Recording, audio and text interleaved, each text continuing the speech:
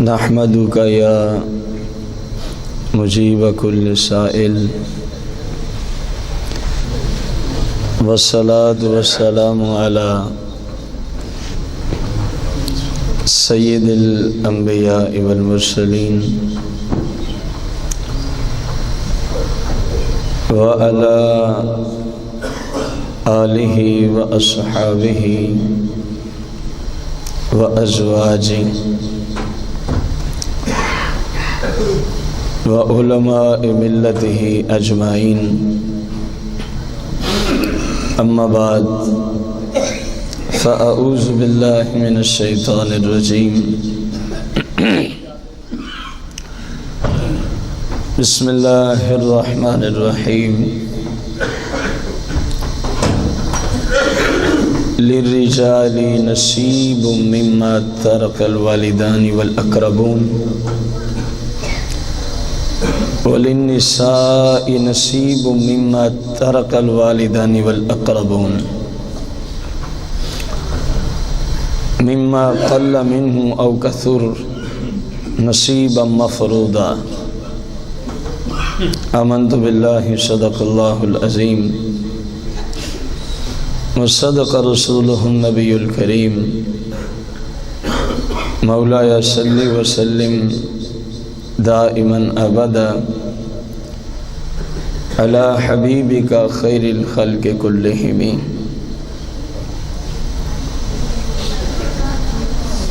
حمد و صلاۃ کے بعد سامعین محتشم، آج کا جو ہمارا درس قرآن ہے،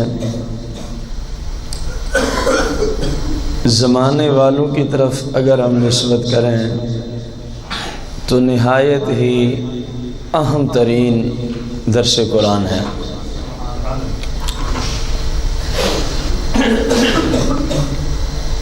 اور یہ زمانے والوں کی طرف نسبت کی بات کیوں کی؟ جو ظلم اس وقت عورت پہ وراثت کے باب میں کیا جاتا ہے،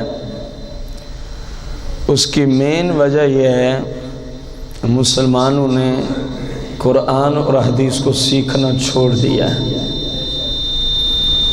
اگر ان کے پاس قرآن اور حدیث کا کم از کم ان شعبوں کے متعلقہ علم ہوتا جو ایک مسلمان پہ فرض ہوتے ہیں، تو آج عورت پہ یوں ظلم نہ ہوتا، وراثت کے باب میں خصوصاً، کیونکہ ہمارا موضوع وراثت ہے۔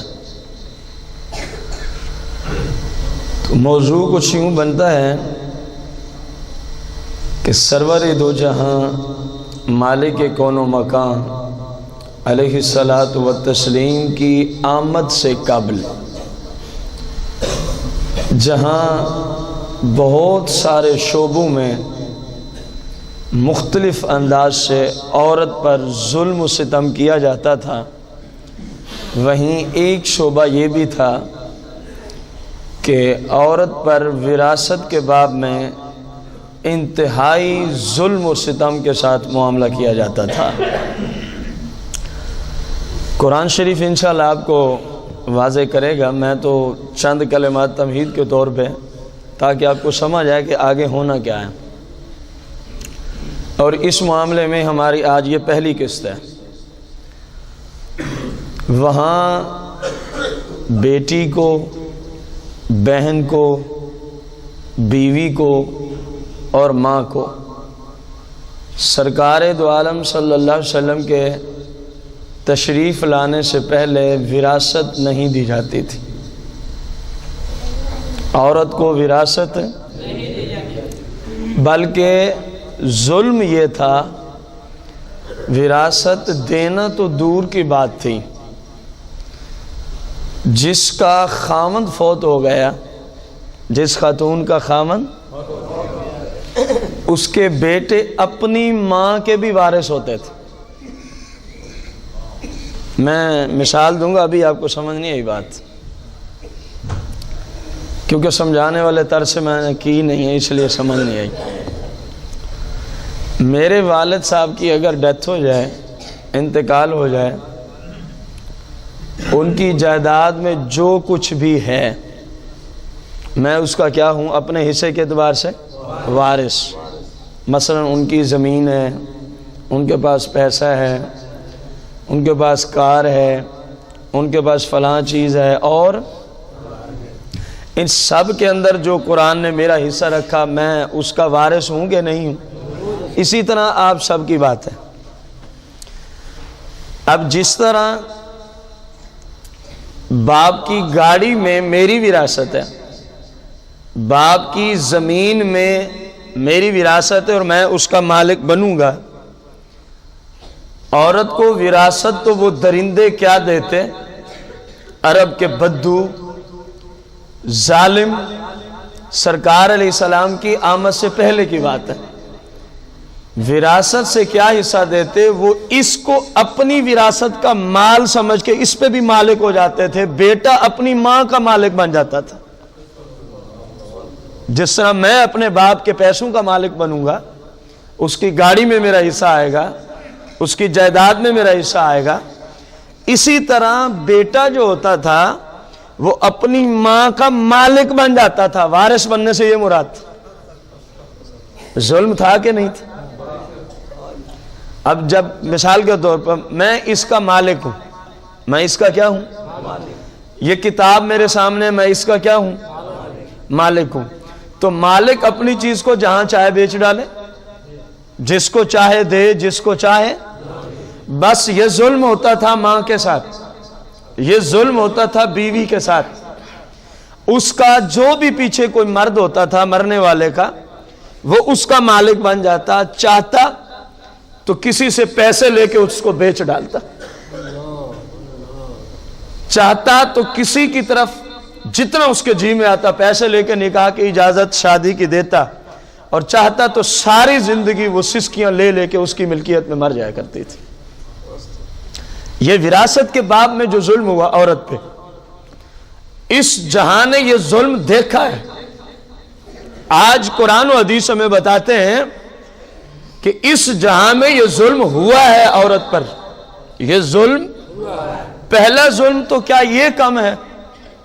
باپ مر رہا ہے، بیٹا جو کما بھی سکتا ہے، جس میں کمانے کی صلاحیت بھی ہے، جس کو کمانے کا حکم بھی ہے حلال طریقوں سے، اس کو وارث بنایا جاتا تھا، اور بیٹی جس کو شریعت نے کمانے کی اجازت نہیں دی، الا یہ گھر میں کوئی ایسا کام ہے جس میں شریعت کی خلاف ورزی تو کام کر سکتی ہے، پھر بھی اس پہ لازم نہیں ہے۔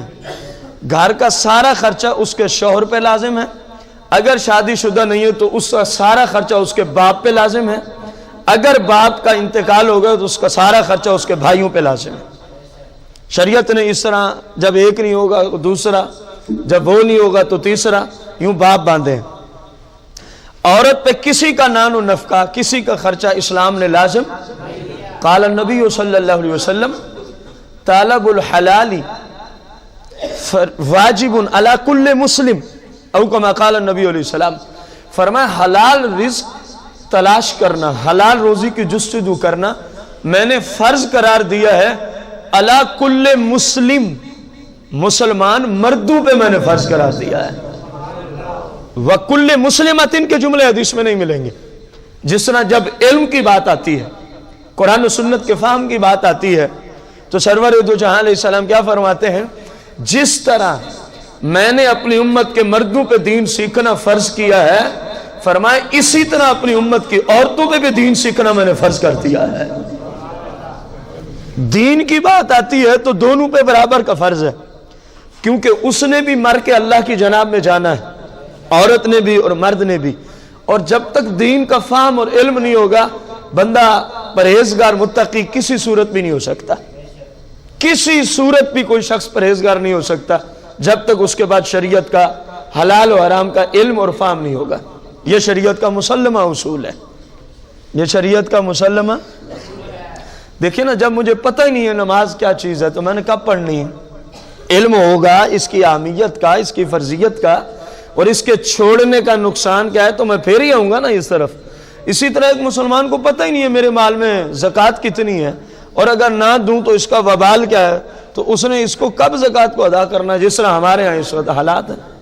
اور یہی صورتحال اس باب کی ہے جو وراثت کا ہم چھیڑ کے بیٹھے ہیں، کہ اس زمانے میں ماں کو، بیٹی کو، بہن کو، بیوی کو وراثت سے حصہ کس زمانے کی بات ہے؟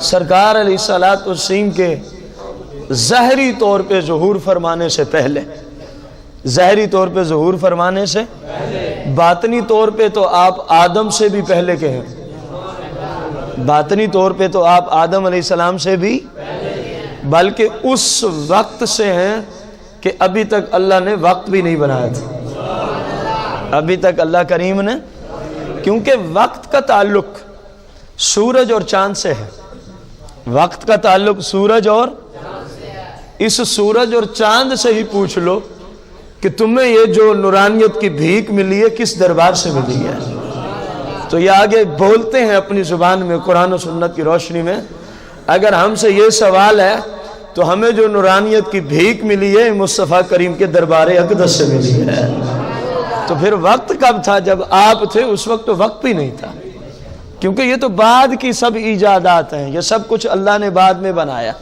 پہلے خود تھا اور اپنے محبوب کو بنایا تھا، خود تھا اور اپنے۔ اب غور کریں، بانی اسلام کا کائنات پر اور تو بڑے سے بڑے عظیم احسانات ہیں، لیکن جس قدر سرکار نے کمزور لوگوں پر جن پہ ظلم کیا جاتا تھا، خصوصاً عورت پر، سرکار نے جس قدر اس عورت کو عروج عطا فرمایا ہے، اس کائنات میں کسی مذہب میں اس طرح کی ہستی نظر نہیں آ سکتی جس نے عورتوں کو اتنی عزت عطا فرمائی ہو جتنی مصطفیٰ کریم نے عطا فرمائی ہے۔ یہ گارنٹیڈ شدہ بات ہے، کائنات میں کسی بھی مذہب میں چلے جاؤ، ہر مذہب کا ایک بانی ہوتا ہے، کسی مذہب کے بانی نے عورتوں کے ساتھ اتنا صلہ رحمی نہیں کی، کسی مذہب کے بانی نے عورت کے ساتھ اتنا عزت اور عروج والا معاملہ عطا نہیں فرمایا جتنا بانی اسلام نے اسلام ماننے والی عورتوں کو عزت کا تاج پہنا کے رکھ دیا ہے۔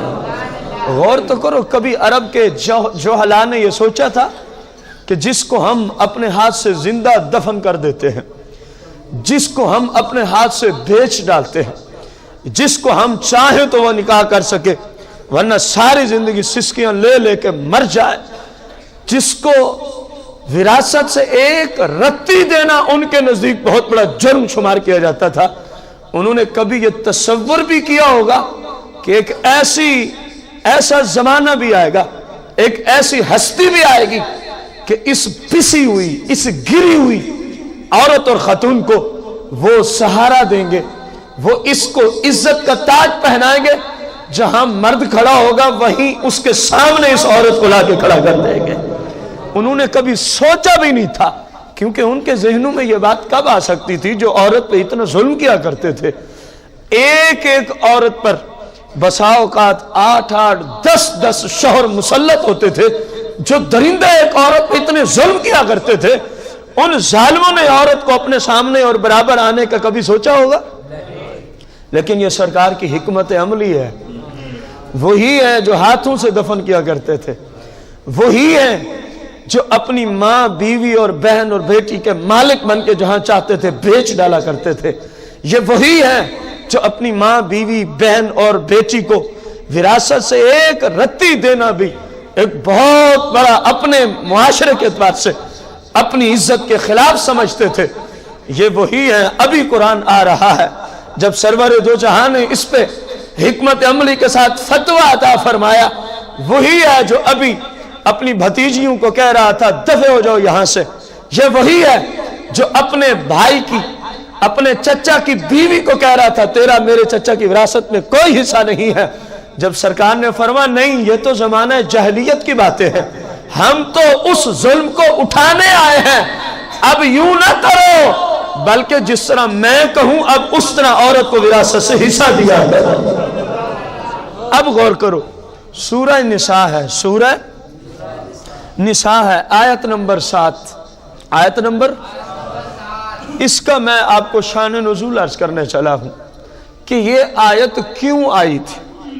یہ آیت اس کا بیک گراؤنڈ کیا ہے. اس وقت مدینہ منورہ میں حالات کیا پیدا ہو چکے تھے. مدینہ منورہ میں حالات. شان نزول کا یہ مطلب ہوتا ہے کہ کسی آیت کا شان نزول وہ ہوتا ہے جس مسئلے کو ختم کرنے کے لیے وہ آیت نازل ہوتی ہے. ہوا یوں، نازلت هذه الآیت فی اوس بن ثابت الانصاری رضی اللہ تعالیٰ عنہ. ایک صحابی ہیں سیدنا اوس بن ثابت، سیدنا رضی اللہ عنہ. یہ انصاری صحابی ہیں. کون سے قبیلے سے ہیں؟ جو مکہ سے ہجرت کر کے مدینہ ہے وہ مہاجرین ہوتے ہیں. تمام صحابہ مہاجرین. اور جو مدینہ کے رہائشی تھے اور اپنے بہن بھائی جو مکہ سے ہجرت کر کے آئے، انہوں نے ان کی ہیلپ کی، مدد کی ہر اعتبار سے. اور ایسی مدد کی کائنات میں شاید اس طرح کی کوئی مثال نہیں مل سکتی. کائنات میں شاید اس طرح کی کوئی. دیکھیں نا، کون گوارا کرتا ہے کہ اپنی بیوی کسی بھائی کے نکاح میں دے دینا. مدینے کے صحابہ جو تھے جن کو انصار کا لقب ملا، مددگار. انصار بمانا مددگار. یہ ان کی قوم نہیں ہے، یہ ان کا لقب ہے. انصاری ان کی قومیں ان کی اپنی اپنی جدا گانہ حیثیت سے تھی. مہاجرین اور انصار یہ دو صحابہ کے گروہ ہیں لقب کی دنیا میں. اب ایک صحابی کے پاس جو مدینہ کا رہائشی تھا نا، فرض کیا 3 بیویاں تھیں، کسی کے پاس 2 تھیں، اور جو مکہ سے ہجرت کر کے آیا وہ تھا ہی کنوارا، یا اس کی بیوی نے ہجرت نہ کی، یا اس کی بیوی ابھی تک اسلام نہیں لائی تھی. تو وہ مدینے والا کہہ رہا ہے میں اپنی ایک بیوی کو طلاق دے رہا ہوں، ان میں سے جو تجھے اچھی لگتی ہو، ان میں سے جو تجھے، میں اس کو طلاق دیتا ہوں. جب عدت ختم ہو جائے گی تو میں اپنی بیوی کا تیرے ساتھ نکاح کر دوں گا. کائنات میں اس مدد کی کہیں اور مثال ملتی ہے؟ یہ صرف سرکار دو عالم کی حکمت عملی اور آپ کی محبت کی وجہ سے وہ لوگ ایک دوسرے سے اتنی مدد کیا کرتے تھے. اور ہر مسلم کو دوسرے مسلمان کی ہیلپ اور مدد کرنے کی سرکار کی طرف سے بارہا حکم ہے، جبکہ اس ہیلپ اور مدد میں شریعت کے خلاف کوئی کام نہ کرنا پڑے. شریعت کے خلاف کوئی کام. اب ان کا انتقال ہو جاتا ہے، ایک بیوی چھوڑتے ہیں اپنے ورثاء میں، 3 بیٹیاں، ایک بیوی اور 3 بیٹیاں چھوڑتے ہیں، اور 2 چچے کے بیٹے چھوڑتے ہیں. کتنے ورثاء چھوڑ گئے؟ ٹوٹل 6. بیوی، اپنی 3، 4، اور 2 اس کے چچے کے بیٹے تھے. 2 اس کے، اور کوئی بھی نہیں تھا. اب ہوا کیا؟ زمانہ جاہلیت کے دستور کو دیکھتے ہوئے، حالانکہ یہ چچے کے بیٹے مسلمان ہیں، یہ کیا ہیں؟ آپ کی بیوی، آپ کی بیٹیاں، یہ سب صحابہ میں شامل ہیں. کیونکہ ابھی تک وراثت کا باب اسلام سے کسی نے کھلوایا ہی نہیں تھا. اسلام سے کسی نے، سرکار کی بارگاہ میں پہلا کیس آ رہا ہے اسلام میں کہ ہمارے ساتھ زیادتی ہو رہی ہے، ہمارے ساتھ، جیسا کہ آپ سنیں گے. اب انہوں نے، حضرت سیدنا اوس بن ثابت انصاری کثیر مال کے مالک تھے، بڑے امیر ترین شخص تھے، بڑے. جب آپ کا انتقال ہوتا ہے تو انہوں نے کیا کیا؟ بھتیجوں نے سارا مال اٹھا کے اپنے قبضے میں لے لیا. وہ جس طرح زمانہ جاہلیت میں چلا آ رہا تھا کہ بیوی اور بیٹی کا کوئی حق، سارا مال اٹھا کے اپنے قبضے میں لے لیا. ان کے مانگنے کے باوجود بھی انہوں نے ان کو ایک رتی بھی نہ دی. تو اب فجاءت، یہ جو امراتو کیس، اس صحابی کی جو بیوی تھیں، یہ تشریف لائیں الی رسول اللہ صلی اللہ علیہ وسلم. کن کی جناب میں تشریف لائیں؟ دیکھا نا، یہ تو بہت بڑا مسئلہ بن گیا ہے. میں ایک خاتون ہوں، 3 میری بیٹیاں ہیں، ہمارے شوہر اور ان کے باپ کا کثیر مال ہے، لیکن ہمیں ایک رتی نہیں مل رہی. ان بچیوں کی شادی کا معاملہ ہے، ان بچیوں کے کھانے پینے کا معاملہ ہے، میری اپنے کھانے پینے کا معاملہ ہے، اتنی بڑی مشکل ہم کیسے حل کریں گے؟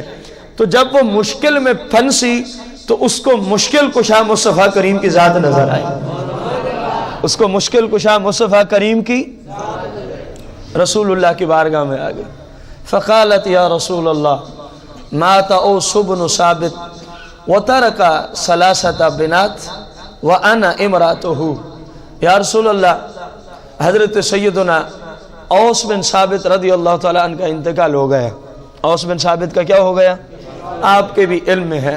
وترک ثلاثۃ بنات، اس نے اپنے پیچھے 3 بیٹیوں کو چھوڑا ہے اور مجھے بھی چھوڑا ہے، میں اس کی بیوی ہوں، میں اس کی کیا ہوں؟ بیوی ہوں۔ وَلَيْسَ عِنْدِي مَا أَنْفَقَ عَلَيْهِنَّ، میرے پاس کوئی چیز نہیں ہے کہ میں ان بچیوں کو کوئی کھلاؤں، میں ان کو کچھ پلا سکوں، میں ان کی کوئی شادی کا نظام کر سکوں۔ وَتَرَكَ أَبُوهُنَّ مَالًا حَسَنًا، اور ان کے باپ نے کثیر مال چھوڑا ہے وراثت میں، ان کے باپ نے کثیر مال چھوڑا ہے وراثت میں، لیکن مجبوری یہ ہے یا رسول اللہ ان عورتوں کا آج تک کوئی پرسان حال نہیں آیا، ان عورتوں کا آج تک کوئی پرسان حال نہیں آیا۔ ہمارے زمانے جاہلیت سے یہ دستور چلا آ رہا ہے کہ جب کوئی مر جاتا ہے تو اس کی بیٹیوں کو، اس کی بیوی کو، اس کی ماں کو اس کی وراثت سے کوئی حصہ۔ یا رسول اللہ میں اتنی تنگ ہو گئی ہوں، میں اتنی پریشان ہو گئی ہوں، تو میں نے سوچا یہ کب تک ظلم ہوتا رہے گا؟ آپ ہر ظلم کو اٹھاتے ہیں، آپ ہر گندی رسم کو توڑ دیتے ہیں، آپ ہر گندی بدعت کو توڑ ڈالتے ہیں، بس یہ استدعا اور التجا لے کے آئی ہوں کہ اور ہمیں کوئی نہیں نظر آتا جو عورتوں سے اس ظلم و ستم کو دور کرے۔ اگر کوئی ہستی نظر آتی ہے تو یا رسول اللہ آپ ہی نظر آتے ہیں، اس لیے میں آپ کی بارگاہ قدسیہ میں آ گئی ہوں۔ سرکار دو جہاں علیہ السلام نے جب اس عورت کی یہ درد بھری کہانی سنی ہے تو سرور دو جہاں علیہ السلام انتہائی پریشان ہو جاتے ہیں، انتہائی کیا ہو جاتے ہیں؟ ایک مسلم کا بھی یہی حق بنتا ہے کہ جب کسی مسلم کی پریشانی دیکھے، اس کو مشکل میں دیکھے، تو بجائے اس کے نہیں کہ اس کے ساتھ یہی ہونا چاہیے تھا، ٹھیک ہو رہا ہے، یہ ظلم ہے، یہ کیا ہے؟ بلکہ مسلم بھائی کی پریشانی میں ہمیں بھی پریشان ہونے کا حکم ہے، اس کی یہ بھی اس کی ایک ہیلپ ہے کہ یار ہمیں بھی تیرے برابر کا دکھ پہنچا ہے، ہم بھی تیری اس دکھ میں شریک ہیں، ہم بھی تیرے اس دکھ میں کیا ہیں؟ دیکھیں نا، دونوں جہانوں کے مالک و مختار آقا صلی اللہ علیہ وسلم کی بارگاہ میں جب عورت نے اپنی درد مندانہ اپیل کی، اپنی کہانی عرض کی، اپنا مسئلہ و مشکل پیش کی، تو روایت کے جملے ہیں کہ سرور دو جہاں علیہ الصلوۃ والتسلیم انتہائی پریشان ہو جاتے ہیں، انتہائی کیا ہو جاتے ہیں؟ اور پھر عورت کو ارشاد فرمایا تو آ گئی ہے اب پریشانی چھوڑ دے، تو میرے پاس آ گئی ہے اب پریشانی کو، ضرور اس کے بارے میں کوئی اچھا فیصلہ کیا جائے گا، ضرور اس کے بارے میں کوئی اچھا فیصلہ کیا جائے گا۔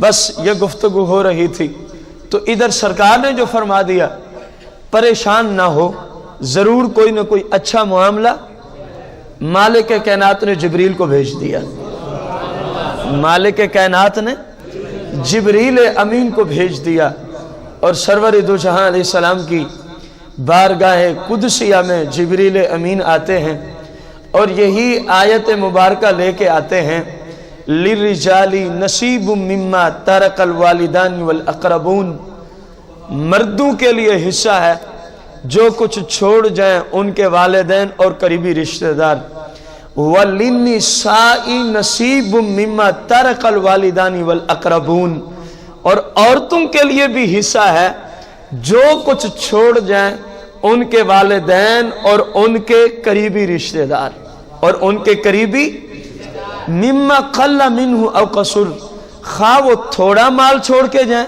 یا زیادہ مال چھوڑ کے جائیں، وہ لاکھوں میں ہو، ہزاروں میں ہو، سینکڑوں میں ہو، یا فقط 10 20 اور 30 روپے کی مالیت ہو، جہاں مرد کو حصہ دیں گے وہاں اللہ نے فرمایا کہ عورت کو بھی حصہ دیا جائے گا، عورت کو بھی حصہ نصیبا مفروضہ، یہ اللہ کی طرف سے فرض کیا ہوا حصہ ہے، یہ اللہ کی طرف سے فرض کیا ہوا کیا ہے؟ حصہ ہے۔ اس عورت کی جب یہ گفتگو سرکار کی بارگاہ میں پہنچی تو یہ حکم نازل ہو جاتا ہے. کیا نازل ہو جاتا ہے؟ یہ حکم نازل ہو جاتا ہے. اب رسول کریم صلی اللہ علیہ وسلم نے فرمایا کہ تیرے شوہر کا مال کہاں ہے؟ تیرے شوہر کا مال؟ اس نے عرض کی یا رسول اللہ اس کے چچے کے 2 بیٹے ہیں، انہوں نے سارے مال پہ قبضہ کر رکھا ہے. سرکار علیہ السلام نے ان دونوں کو بلایا، سرور دو جہان نے فرمایا اس طرح ہے، اب تک جو ظلم تھا وہ زمانہ جاہلیت کا تھا، اب اسلام اور میں اس کو توڑ رہے ہیں. اسلام اور میں اس عورت کے ظلم کو کیا کر رہے ہیں؟ جو آج تک عورت پہ وراثت کی دنیا میں ظلم ہوا ہے، آج سے اے میرے غلاموں یہ ٹوٹ چکا ہے. آج سے یہ ظلم کیا ہو چکا ہے؟ فرما صرف ظلم ٹوٹا ہے، ابھی تک کس کو کتنا حصہ دینا اس کا حکم نہیں آیا. اب حکم یہ ہے جتنا بھی ان کے شوہر کا مال ہے تمہیں 1 روپیہ بھی خرچ کرنے کی اس وقت تک اجازت نہیں ہے جب تک میں تمہیں کوئی حکم دے نہیں دیتا. اس مال کو امانت کے طور پہ رکھ دیا جائے، اس مال کو امانت کے طور پہ رکھ دیا جائے. ان دونوں صحابہ نے جو اس عورت کے شوہر کے بھتیجے تھے اس مال کو محفوظ کر لیا. اب کسی کو خرچنے کی اجازت نہیں ہے، نہ بیٹیوں کو، نہ بیوی کو، نہ بھتیجوں کو. فرمایا کیونکہ حکم اتنا آیا ہے جہاں مرد وارث ہیں وہیں عورتیں بھی وارث، لیکن ابھی تفصیل نہیں آئی. ابھی تفصیل میں عنقریب تمہیں اس کی تفصیل بھی بتا دوں گا. اس کے بعد پھر تمہارا یہ مال میں خود تقسیم کر دوں گا. تمہارا یہ مال میں خود کیا کر دوں گا. ایک بات یہ ہو گئی. دوسری بات سورہ نساء ہے. سورہ نساء میں اللہ کریم نے فرمایا یوصیکم اللہ فی اولادکم للذکر مثل حظ الانثیین فإن کن نساء فوق اثنتین فلہن ثلث ما ترک وإن كانت واحدہ فلہا النصف. اس کا ترجمہ سادہ لفظوں میں یوصیکم حکم دیتا ہے تمہیں، حکم دیتا ہے تمہیں اللہ. کون حکم دیتا ہے؟ فی اولادکم، تمہاری اولاد کے معاملے میں. فی اولادکم، دیکھو کسی کو کوئی مستثنا نہیں کر سکتا. اللہ تمہیں حکم دیتا ہے تمہاری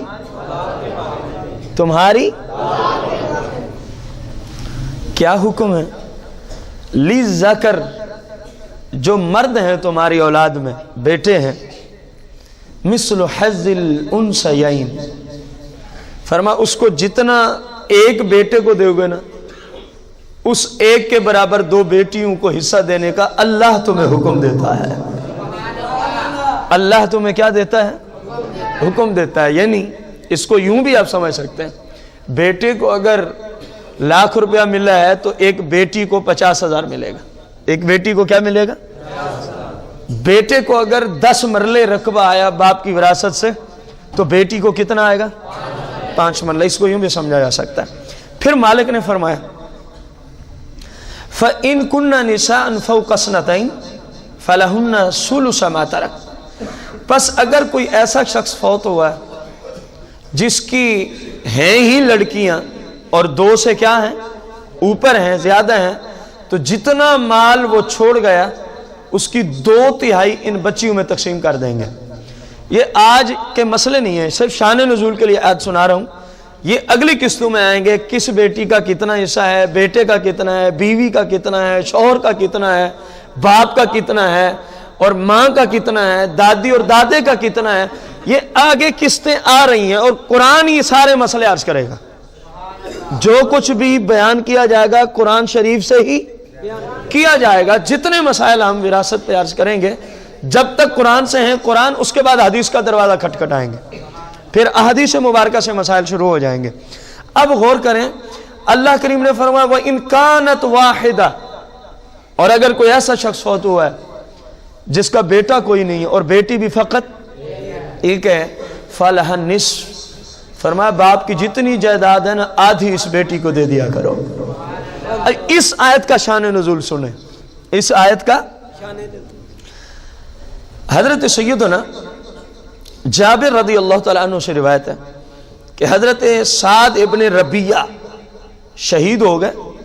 انہوں نے ایک بیوی اور 2 بیٹیاں اور ایک بھائی، 4 بندے چھوڑے، بیوی، 2 بیٹیاں اور ایک. اور اس زمانے کے دستور کے مطابق، زمانہ جاہلیت کے قانون اور دستور کے مطابق سعد کے بھائی نے سارا مال لے لیا. سعد کے بھائی نے سارا مال لے لیا.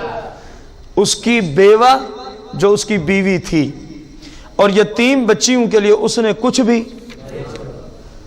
وہ بیوہ خاتون جب مشکل پڑی تو سرور دو جہاں کی بارگاہ میں آ جاتی ہے، سرور دو جہاں کی بارگاہ میں آ جاتی ہے. عرض کرنے لگی یا رسول اللہ میں اب کہاں جاؤں، میں اب، اور یہ یتیم بچیاں کہاں دھکے کھائیں گی، اور یہ یتیم بچیاں کہاں دھکے کھائیں گی.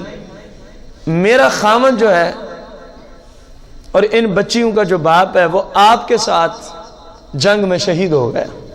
آپ کے ساتھ جنگ میں گیا تھا اور وہیں کیا ہو گیا، شہید ہو گیا. اور جو کچھ مال تھا ان کے چچے نے یعنی میرے شوہر کے بھائی نے اس پہ کیا کر رکھا ہے. رسول کریم صلی اللہ علیہ وسلم نے جب اس عورت کی یہ داستان سنی تو سرکار نے وہی جملے عطا فرمائے جو پہلی عورت کو عطا فرمائے تھے. فرمایا گھبراؤ مت، اس کے بارے میں ضرور کوئی اچھا فیصلہ کیا جائے گا، اس کے بارے میں ضرور کوئی اچھا فیصلہ. پھر یہ آیت نازل ہوئی جو ابھی میں نے آپ کو پڑھ کے سنائی، بیٹے سے بیٹی کو آدھا حصہ ملے گا، یا ایک بیٹے کو جتنا ملا 2 بیٹیوں کو اس کے بات ایک ہی ہے. یہ آیت اس وقت اللہ کریم نے نازل فرمائی. تیسری بات اسی آیت کا شان نزول، زمانہ جاہلیت میں میت کے مال سے عورتوں کو اور جو کم سن بچے ہوتے تھے ان کو وراثت کا کوئی حصہ نہیں دیا جاتا تھا.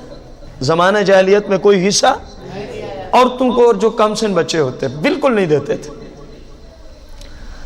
اب ہوا یہ کہ حضرت حسان شاعر رسول اللہ صلی اللہ علیہ وسلم، یہ اس حسان کی بات ہو رہی ہے جو سرکار کے سامنے سرکار کی نعت پڑھا کرتے تھے، اس لیے ان کا لقب ہے شاعر رسول اللہ صلی اللہ علیہ وسلم، سرکار کے شاعر، سرکار کے شاعر، سرکار کی شان میں گفتگو کرنے والے. ان کے بھائی عبد الرحمن نے وفات پائی. حضرت حسان کے بھائی عبد الرحمن نے ایک بیوی چھوڑی اور 5 بیٹیاں چھوڑی. ایک بیوی اور اس زمانے کے دستور کے مطابق ساری جائیداد کن کے قبضے میں چلی گئی؟ حضرت سیدنا حسان رضی اللہ تعالی عنہ کے قبضے میں چلی گئی، اور جو دوسرے مرد ورثاء تھے وہ سب کے سب انہوں نے لے لیا. تو حضرت حسان کے بھائی کی بیوی آپ کی بھابی جان سرکار علیہ السلام کی بارگاہ قدسیہ میں پہنچی اور عرض کی یا رسول اللہ حسان کے بھائی کا انتقال ہو گیا، میں بیوہ ہوں اور 5 میری یتیم بچیاں ہیں، اور سارا مال تو ان کے مردوں نے جو ان کے رشتہ دار تھے انہوں نے قبضے میں لے لیا ہے. آپ ہمیں بتائیں ہم کہاں جائیں، ہم کہاں دھکے کھائیں؟ ہمارے اوپر کب سے یہ ظلم ہوتا آ رہا ہے اور کب تک یہ ظلم رہے گا؟ سرکار نے اس خاتون کو بھی فرمایا پریشان ہونے کی ضرورت نہیں ہے، اسلام ہر ظلم کو ختم کر کے رکھ دے گا. فرمایا ابھی انشاءاللہ اس کا کوئی حکم نازل ہو جاتا ہے. تو اس وقت یہ آیت کریمہ نازل ہوئی، یوصیکم اللہ، اللہ تمہیں حکم دیتا ہے. قرآن کن کے لیے نصاب بن گیا ہے؟ اونچی بولیں. تو حکم بھی کن کو ہوگا؟ ہم بھی کیا ہیں؟ اور بھی جتنے ورلڈ میں مسلمان ہیں سب کو حکم ہے کہ نہیں ہے؟ یوصیکم اللہ، اللہ تمہیں تاکیدی حکم دیتا ہے. اللہ تمہیں تاکیدی حکم کیا ہے؟ فی اولادکم، وراثت کے بارے میں، تمہاری اولاد کے بارے میں اللہ کا حکم آ گیا ہے. اللہ کا کیا آ گیا؟ مسئلہ تو ہم آگے عرض کریں گے تفصیلاً، لیکن کیونکہ آیت میں وہ چیز نکل رہی ہے اس لیے عرض کر دوں. اللہ نے فرما دیا قرآن میں کہ تمہاری بیٹیوں کا بھی حصہ ہے، تمہارے بیٹوں کا بھی. اب کوئی بندہ کہے میں نے اپنے فلاں بیٹے کو آک کر دیا ہے، وہ آک ہو جائے؟ کیسے ہوگا جب اللہ فرما چکا ہے؟ اللہ کے حکم کو ٹالنے والا کوئی آج تک آیا ہی نہیں ہے۔ یہ آج کا جاہل انسان، یہ آج کا ظالم انسان، یہ اپنے مالک اور خالق اور رزاق کے حکم کو ٹالنے کی جرات اور جسارت کرتا ہے۔ اس کو اتنی تمیز نہیں کہ یہ کتنا بڑا ظلم میں نے کیا ہے۔ یہ ایسے ہی ہے جیسے اللہ نے تمام مسلمانوں پہ نماز کیا کی ہے۔ کوئی بندہ کہے فلاں کو نماز سے میں نے آگ کر دیا، اس میں نماز فرض نہیں ہے، اس کے کہنے سے اس کے اوپر جو فرض نماز ہے وہ ختم ہو جاتی ہے۔ اسی طرح کسی کے آگ کرنے سے کوئی اولاد آگ نہیں ہو سکتی، وہ ایک نہیں کھربوں اخبارات میں لے دے، قرآن و حدیث کا فیصلہ ہے، اس کا وہ بیٹا ہے یا بیٹی ہے، اس کی وراثت سے آگ نہیں ہوں گے۔ جو اس کا قرآن نے فیصلہ کر دیا اس کو حصہ دیا جائے گا، اس کو حصہ تفصیلاً اگلی قسطوں میں مسئلہ آئے گا۔ لِذَكْرِ مِثْلُ حَظِّ الْأُنْثَيَيْنِ، لِذَكْرِ مِثْلُ حَظِّ الْأُنْثَيَيْنِ۔ اللہ کے پاک محبوب علیہ السلام نے فرمایا کہ اللہ نے اب حکم دے دیا ہے، اے حسان اللہ کا حکم آ چکا ہے، اب اولاد کو بھی حصہ دیا جائے گا، اب بیوی کو بھی حصہ، اور آیات بینات آگے جو ہم قسطوں میں لے آئیں گے نا وہ بھی نازل ہوئی، پھر تفصیل بھی نازل ہو گئی۔ تو پھر سرکار دو جہاں نے اس انداز سے اور اس حکمت عملی سے جو نہ جانے کب سے عورت پہ ظلم کیا جا رہا تھا وراثت کے باب میں، سرکار نے اس ظلم کو اٹھا دیا، اس ظلم کو، اور قیامت تک اٹھا دیا، قیامت تک۔ سرکار دو جہاں علیہ الصلوۃ والتسلیم نے وہ جو پہلی خاتون کی بات آئی یاد ہے نا، حضرت سیدنا اوس بن ثابت انصاری رضی اللہ تعالیٰ عنہ کی بیوی اور اس کے چچے کے 2 بیٹے اور ان کی 3 بیٹیاں، سرکار نے فرمایا ان کو ابھی رکھ دو، ان کو ابھی کوئی ہاتھ نہ لگائے جب تک اللہ کی طرف سے تقسیم کا حکم نہیں آ جاتا۔ پھر کیا ہوا؟ اللہ کی طرف سے تقسیم کا حکم آ گیا، اللہ کی طرف سے تقسیم کا تفصیل اگلی اقساط میں آئے گی، یہاں صرف انہی کا مال تقسیم کر دیتے ہیں کیونکہ اس حدیث میں سرکار نے خود تقسیم کیا ہے تو ہمیں وہ حدیث مجبور کر رہی ہے کہ اس بیان کو ساتھ ملا دیا جائے۔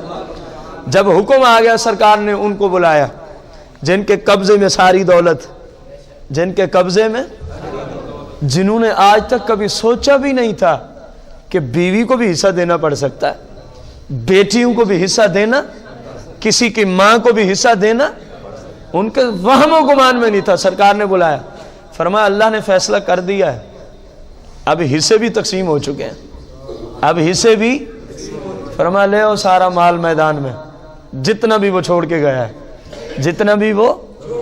آپ دیکھو نا، اطاعت رسول کا جذبہ ہو تو ایسا ہو، ان صحابہ کا اطاعت کا جذبہ دیکھیں جو زمانہ جاہلیت کے دستور اور قانون کے مطابق اس وقت وہ گناہ گار بھی نہیں تھے کیونکہ ابھی تک اسلام کا حکم ہی نہیں آیا تھا، ابھی تک اسلام کا۔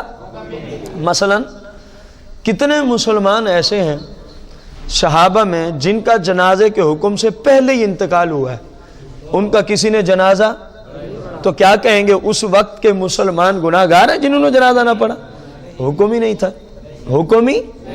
سود کے حرام ہونے سے پہلے کتنے مسلمان سودی کاروبار کرتے تھے، شریعت نے جو حلال رکھا تھا پچھلی شریعت کی وجہ سے، جب تک حرام نہ ہوا جس نے کیا اس پہ کوئی الزام ہے ہی نہیں، جب حرام ہو گیا انہوں نے چھوڑ دیا، انہوں نے کیا کیا؟ اطاعت رسول کا جذبہ دیکھ، فرما برداری رسول کا جذبہ دیکھ، محبت رسول کا جذبہ، عشق رسول کا جذبہ دیکھیں۔ فرمایا لے آؤ سارا سامان میدان میں، انہوں نے سارا مال، کثیر مال تھا جو شاید آج کروڑوں میں بنے، سب کا سب سرکار کے سامنے ہے، یا رسول اللہ یہ ہے وہ مال۔ اب ورثہ کتنے تھے؟ 2 چچے کے، اپنی اولاد میں کوئی مرد نہیں ہے نا، بیٹا بھی نہیں ہے، خود آپ کا بھائی بھی نہیں تھا جو زندہ ہو، آپ کا کوئی بھائی بھی نہیں تھا، آپ کے والد محترم بھی اس وقت حیات، آپ کے دادا جان بھی اس وقت حیات، آپ کی والدہ ماجدہ بھی اس وقت حیات، تو تھے یہ قریبی جو تھے وہ بیوی اور بیٹیاں، اور جو ان کے بعد جن کا حق تھا وہ تھا ان کا بھائی، بھائی نہ ہو تو پھر اس کی اولاد آ جاتی، پھر اس کی کیا آ جاتی ہے؟ اولاد آ جاتی۔ سرکار نے ان سب کو بلایا اور جتنا بھی مال تھا، جتنا بھی کیونکہ بیوی کے لیے قانون ہے قرآن کا، اگر اس کے شوہر سے اولاد ہوئی ہو، اگر اس کے شوہر کی کیا ہو، تو شوہر کے ٹوٹل مال سے 8واں حصہ بیوی کا بنتا ہے۔ 8واں حصہ کس کا بنتا ہے؟ اگر اولاد ہو۔ اگر اولاد نہ ہو، تفصیل قرآن میں انشاءاللہ اگلی قصوں میں آپ پڑھیں گے، تو پھر ٹوٹل مال میں سے شوہر کے حصے میں سے بیوی کو چوتھا حصہ دیا جاتا ہے۔ کتنا دیا جاتا ہے؟ اسی طرح شوہر کے بھی حصے ہیں بیوی کے مال میں، یہ انشاءاللہ آپ آگے سنیں۔ سرکار نے اس مال کے سادہ لفظوں میں اگر سمجھیں تو 24 حصے کر دیے۔ کتنے حصے کر دیے؟ 24 میں سے 8واں حصہ جو دیا ان کی بیوی کو، 8واں حصہ دیا ان کی، یوں آپ کو سمجھ نہیں آئی، اس کو مزید آسان کریں۔ فرض کیا وہ مال تھا 8 کروڑ روپے، 8 کروڑ درہم، 8 کروڑ درہم تھا، یا 24 کروڑ درہم تھا۔ اگر ہم وہ پہلی مثال ہی رکھیں، کتنے کروڑ درہم تھا؟ 24 کروڑ درہم میں سے 8واں حصہ ملنا ہے بیوی کو، تو کتنا کروڑ بنے گا اس کا؟ 3 کروڑ۔ 8واں حصہ ہے، 8واں۔ سرکار نے 3 کروڑ ان کو الگ کر کے دے دیا، فرمایا یہ اللہ نے تجھے عطا فرمایا ہے۔ اب ابھی قرآن سنا آپ نے، ابھی کہ 2/3 اگر اکیلی بیٹیاں ہوں تو سارے مال کی 2/3 بیٹیوں میں تقسیم کر دیں گے۔ اکیلی بیٹیاں ہوں، بیٹا تو تھا کوئی نہیں، تو سرور دو جہاں مالک کون و مکان علیہ الصلوۃ والتسلیم نے اس مال میں سے 2/3، 1/3 تو بنی ہے 8 کروڑ، 2/3 کتنی بنیں گی؟ 16 کروڑ سرکار نے اٹھایا۔ میں فرض کر رہا ہوں مثال سمجھانے کے لیے، وہاں اتنے جملے مال کثیر، یہ حدیث کے جملے نہیں، سمجھانے کے لیے آسان کر کے عرض کر رہا ہوں۔ 16 کروڑ درہم اٹھائے اور سرکار نے ان یتیم بچیوں کو عطا فرما دیے۔ 16 کروڑ درہم اور 3 کروڑ بیوی لے چکی ہے، اوپر کتنے بچے؟ 5۔ فرمایا اے اس مرنے والے کے بھتیجو، تمہارے لیے یہ 5 کروڑ حلال ہے، یہ تم لے جاؤ، یہ تم لے جاؤ۔ اب اندازہ لگاؤ کون سی ایسی ہستی ہے جس نے عورت سے اتنے بڑے ظلم کو اور اتنی حکمت عملی سے دور کیا ہو سوائے مصطفیٰ کریم کے۔ کائنات میں اگر تمام کفار کو چیلنج ہے، جتنے بھی ورلڈ میں کافر مذہب ہیں، اگر تمہارے تمام مذاہب میں کوئی ایک بھی ایسی ہستی ہے تو میدان میں لے۔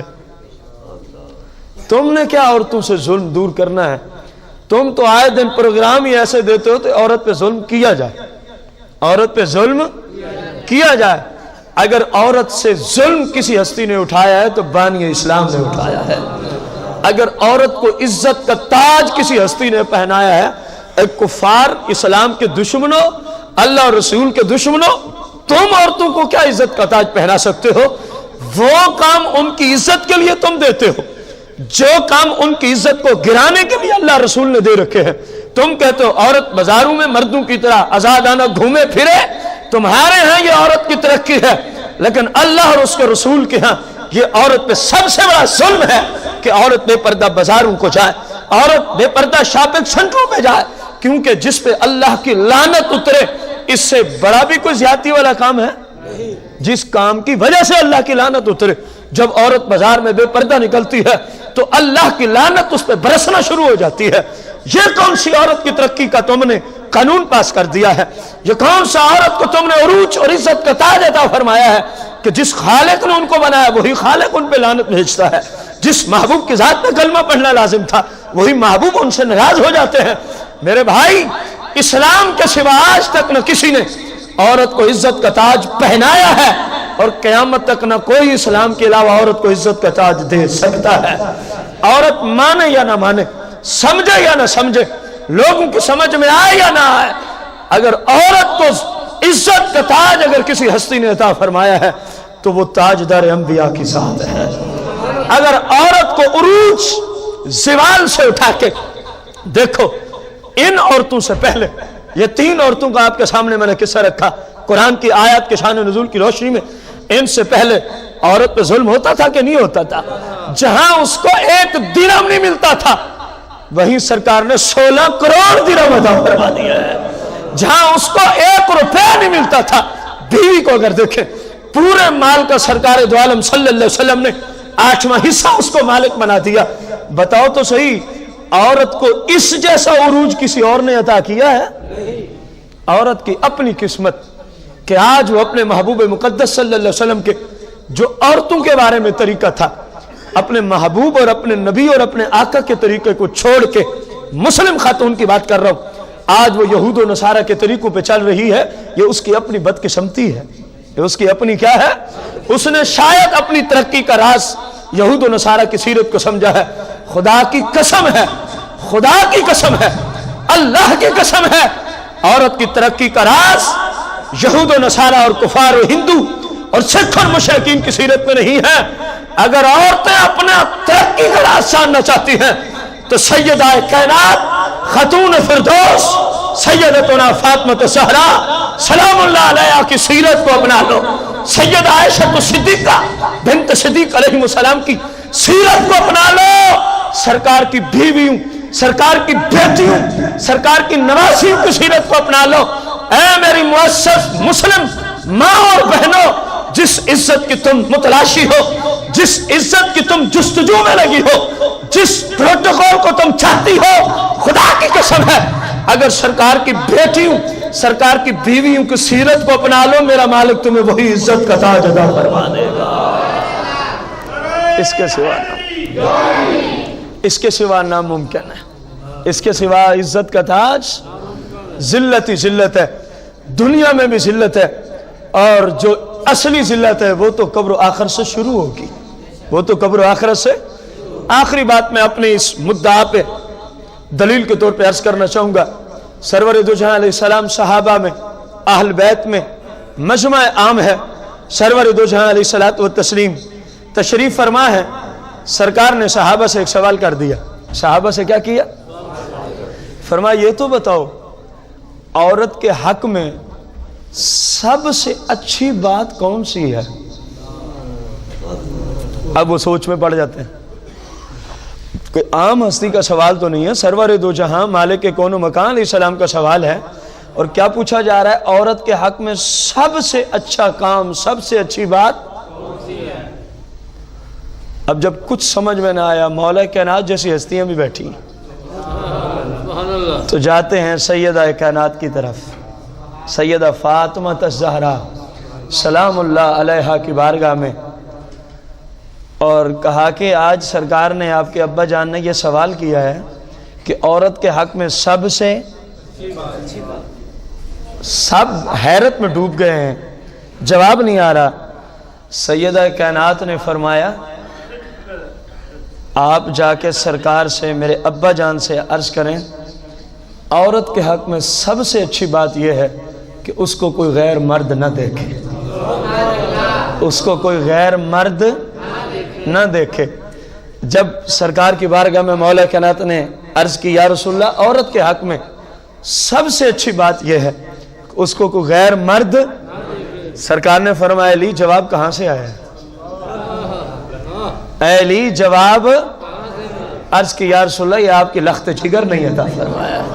فرمایا میں جواب سے سمجھ گیا تھا کہ ایسا جواب بس فاطمہ ہی دے سکتی ہے۔ اگر عزت چاہتی ہو تو سیدہ کائنات کی سیرت کو اپنا لو، اگر عزت چاہتی ہو، قبر و آخرت کی زندگی میں جنت کے باغ چاہتی ہو، تو سرکار کی بیویوں، سرکار کی بیٹیوں کی سیرت کو اپنا لو۔ جو مرضی کوئی کچھ کہتا ہے اس کو کہنے دو، یہ فانی کائنات ہے، آج کہیں گے کل مر جائیں گے، جس کو کہا گیا وہ بھی چلا جائے گا، جو کہنے والا ہے وہ بھی مر جائے گا، لیکن معیار زندگی یہ ہے کہ تمہاری سیرت رسول اللہ کی شریعت کے مطابق ہونی چاہیے۔ مالک کائنات سے دعا ہے اللہ مجھے آپ سب کو جو سنا ہے اس پر عمل کرتے ہوئے دوسرے مسلمانوں تک پہنچانے کی توفیق عظیم عطا فرمائے۔ یہ عورت کے وراثت کے معاملے میں جو ظلم ہوتا تھا اسلام سے پہلے، اس کو اسلام نے کس قدر اٹھایا، اور انشاءاللہ یہ قسط نمبر 1 تھی۔ اگلی قسط میں ہم آپ کو عرض کریں گے، کیونکہ وقت کی قلت ہوتی ہے، کہ قرآن میں حصے مقرر ہوئے، ہر ایک کا حصہ بھی آ جائے گا اگلے اقساط میں۔ اور اس وقت ہمارے زمانے میں وہ کون سا مذہب ہے جو عورت کو آج بھی، مسلمانوں کے علاوہ، جو عورت کو آج بھی اپنی وراثت سے محروم کرتے ہیں، جو عورت کو آج بھی اپنی وراثت سے مالک ہم سب کی حاضری کو اپنی بارگاہ اقدس میں شرف قبولیت کا درجہ عطا فرمائے۔ آمین بجاہ النبی الکریم علیہ الصلاۃ والتسلیم۔